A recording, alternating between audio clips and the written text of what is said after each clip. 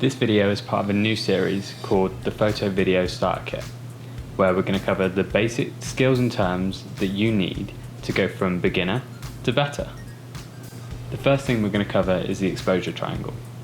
This will help you get out of auto, to understand your camera better, and also what you can create with it. Today's topic is ISO. What we're going to do is we're going to cover the definition, what that really means, and also the creative application.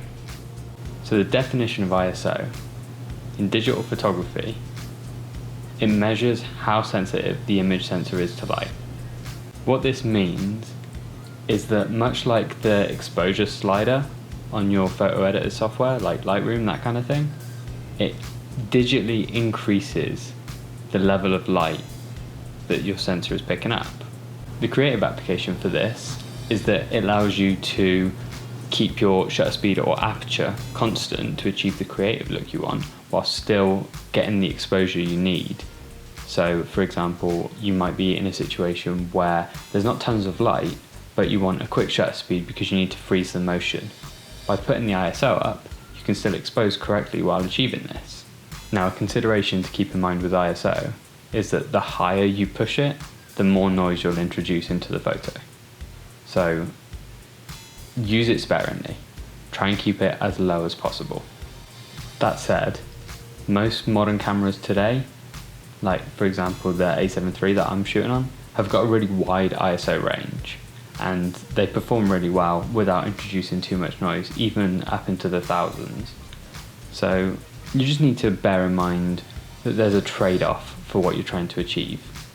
Don't be scared to push the ISO if it's the only way you're going to capture the image, because a noisy image better than no image at all. At one end you've got low ISO, that's less sensitivity on the sensor, but also less noise. You can take advantage of the fact there's not too much noise, but you're not necessarily going to be enabled to use faster shutter speeds or stop down your aperture, for example.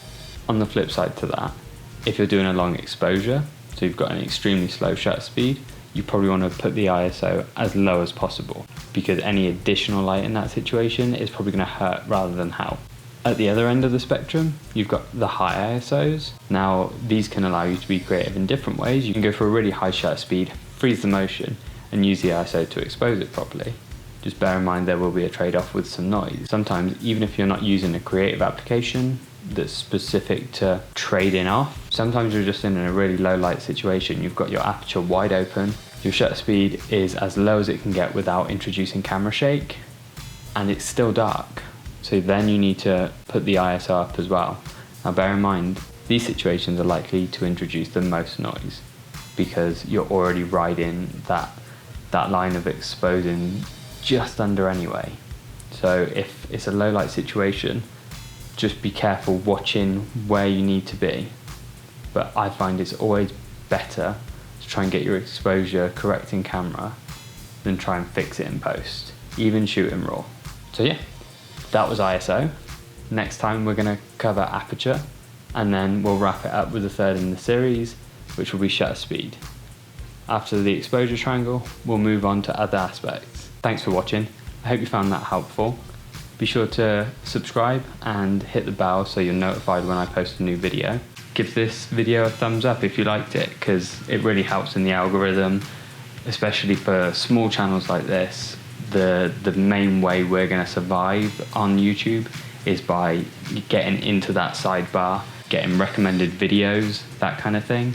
And the best way to do that is by getting a good engagement rate, getting lots of likes on the videos. It tells YouTube that you guys like the content and you want to see more of it. I'd really appreciate it if you could just hit that thumbs up and maybe leave a comment below. Regardless of what it says, it all counts as engagement. So thanks very much, and we'll see you in the next one.